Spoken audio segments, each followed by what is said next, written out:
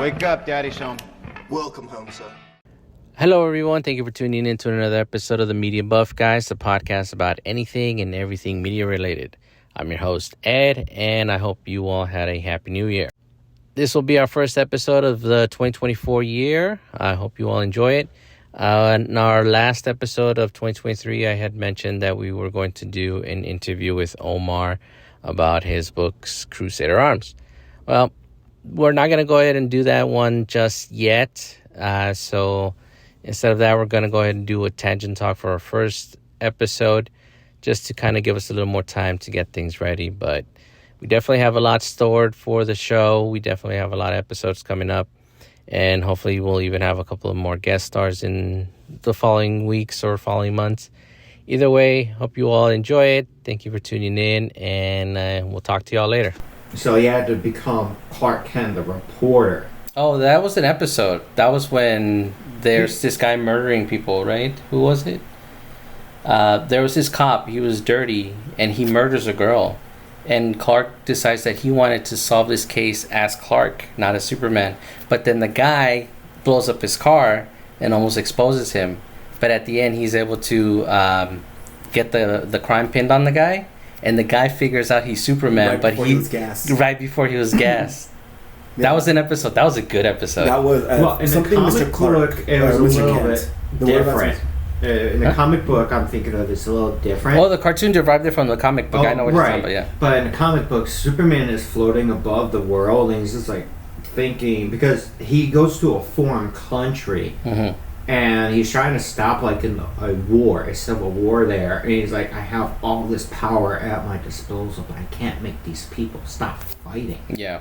So he's like, then he decides to go, let's reapproach this, and then he goes in as Clark Kent, yeah. and talks to a general or a leader, and he goes to a church with this guy and talks to him as a reporter, as Clark Kent, to help express maybe you should back down and not fight this war, and it works. Goes to show that both aspects of the superhero identity are important.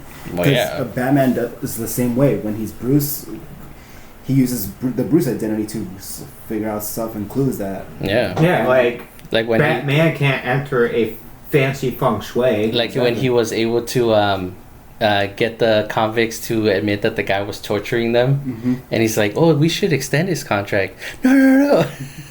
Ooh, a good reference about it is if you go back to the recent Batman movie, the Batman with Robert Pattinson. Bruce Wayne goes to the Penguins Club as Bruce Wayne first. Yeah. And then he goes to get information from Carmine Falcone. Falcone, yeah. Because he couldn't go there as Batman. Obviously. But then later down in the movie, he comes back as Batman, starts beating ass and just starts taking answers. But that's a good way to to show the dichotomy and the importance of both aspects of the personality. And also, I think they did a good job with that in Arrow. I was gonna point that one out too. And there's two iterations: one in Justice League Unlimited, and then one in an episode. The first one was with the one with Cadmus, where Kara is finding out that she's a clone, or she has a clone, and then Ollie breaks into the Cadmus thing as a security guard. But the Arrow one, which one was that one? Was that the one where they do it throughout the series? Yeah, it is multiple instances. Oh, okay. Yeah, because. Ollie is playing on his playboy, philanthropist lifestyle. Yeah, his character, doing the same thing that Bruce Wayne would do. Oh, yeah. Yeah. So well, Ollie's technically a version of Batman. Yeah, except he's more happy-go-lucky, jolly and stuff. Yeah, he's not. Yeah, he like this dream I had. He is when you first meet Ollie coming back from that island. He's a little jaded. Man. Yeah, he's a little jaded. And he killed people, and then once he starts to heal and gain friends. He starts changing his moral code and stuff like that. Because he started off as a vigilante that literally just killed the victims. Yeah, he was people. Basically Daredevil at one point. You have failed this city. I mean, you could see what he's. I mean, I know those shows aren't the greatest, but they do a lot of things right. They had a lot of good arcs, and they did have a lot of good characters and good depictions. Like John Barrowman's Dark Arrow, the Merlin character. Then again, John Barrowman is just an awesome character. You should see him in Doctor Who as freaking Captain Jack Harkness. Hilarious. But yeah, they did a lot of good iterations with characters. Like Huntress was a good iteration of the character. They should have brought her back. They had multiple Black Canaries, so that was cool. But and then freaking Colson Hayes Arsenal. Well, he was first Red Arrow. Right, and then in comes Arsenal. After he's also the guy that played Henry Wells in The Flash. Movie more like the way he can play multiple parts. Oh yeah, like the Council of Wells. Yeah, and then also the way he portrays Eobard Thawne. Eobard, yeah. It's just like out of the comic book of how like vindictive and evil and Thawne is. Not just vindictive and evil, but like he has this so calculating, has a plan for everything. Maniacal. Yeah, it's the maniacal charm that he has. Yes. Tim Cavanaugh's his name. Tim Cavanaugh. Oh no, Tom Cavanaugh. Yeah. Dude has acting range too. But like his Council of Wells, all those multiple iterations are just fucking hilarious. He's got a French. He's got a Sherlock. He's got Sherlock. It's just a simple pronunciation. You can get it. I am a master detective. And he's got a Hugh Hefner version of himself. He's got Nice. a hippie version. He's got a rocker, metal, an actor. Yeah, Shakespearean thespian type. And the fact that he's able to do all those accents too just shows a lot. But yeah, like they did have a lot of good iterations with the characters. It's just that some of the story arcs or some of the writing in general just. And also sometimes they draw out those like heartfelt pep talks and speeches. I mean, I get it. It's a show. It's a drama. Yeah, but it could get a little too much. It gets a little too much. Right? It gets preachy, yeah. I mean, Supernatural suffer from the same thing. I just think that's just the CW writing. Yeah, or the I want CW to say it could, because a lot of the shows in general for CW just has to have, like, they tend to have a really bad writing in a lot of episodes. Like, they have good overarching themes and overarching stories when they get the right people in. Yeah. But a majority of the series does suffer from very bad writing. Again, going back to what Batwoman was just straight up.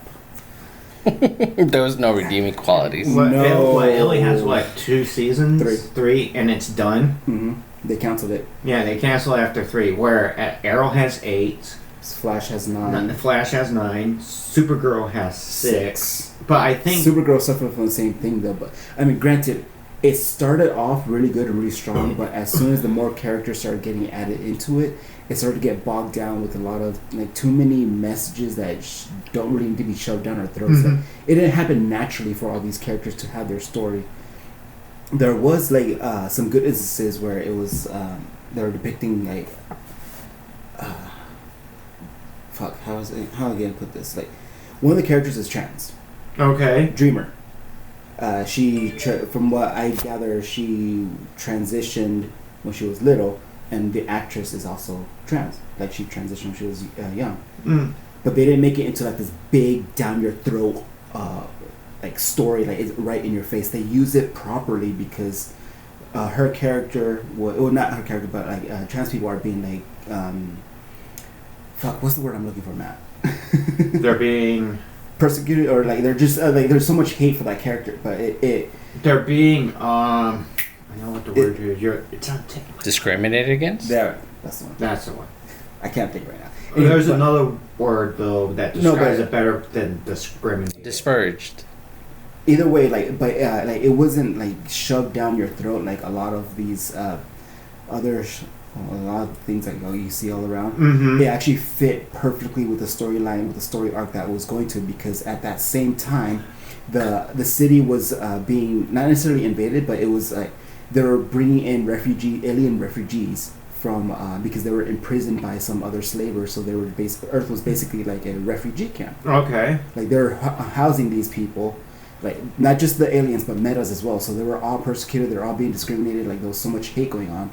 So the Dreamer character, her civilian identity is a reporter for Catco. Same with Kara. So they work together, co-workers.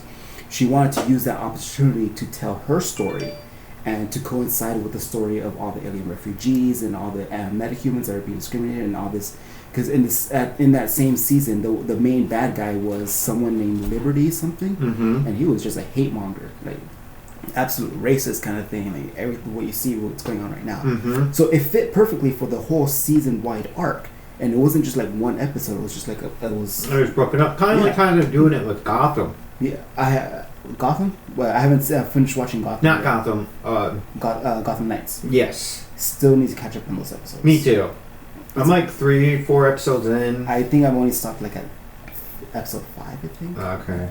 You're a little bit more ahead than me, but I mean the trans character they have in that show, they're not shoehorning it down your throat. No, and they're actually giving him like some viable like. The last thing I remember him seeing doing was when he infiltrated the freaking police station. Yeah, that he infiltrated the police station, but also like with his story and stuff, like because of like what he decided in his life to be his personality and his identity, he was ridiculed and abused by his father. And then his older sister was protecting him. Yes. His older sister was like very overprotective and overbearing, that he felt like he needed to step out of her embrace to do his own thing, to find himself. And he points that out to her. He's like, hey, I'm not helpless. Yeah, I can do shit. Yeah. Like, just like you can do shit and you have your skills, I got my skills. Let me be of use. And like I said, that was the last thing, the last episode that I saw. And that was actually a pretty good scene where he just infiltrated it like, against his sister's will or wishes. And when he came back, they had that little spat, but then they reconciled and be like, yeah, brother, I'm going to be a little bit more supportive of you. And I'm going to do my thing, you do your thing. But, like, I like how they're like, okay, yeah, he's trans, but that's not his only personality trait. Exactly. That's what I hate about a lot of these shows and, like, these, like, being trans, being gay, whatever. That's not what their character is. It's like it's a part of them. It's part of their history. But that's not all they are. They have skills. They have abilities. They have intelligence. They have feelings. They have qualities that make them of use, that could be put to good use to the show. Let them express it themselves. The fact that they're this should not matter. The fact that they can do this is what matters. Yeah. So like it could be a freaking just like superheroes. They could be an alien.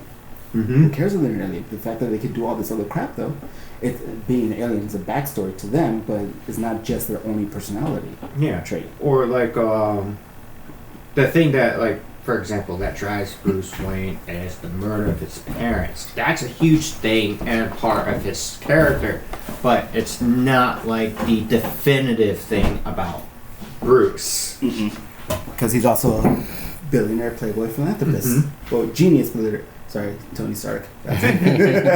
Or that's another thing, like Tony Stark, the Marvel version of Batman. He had all kinds of issues.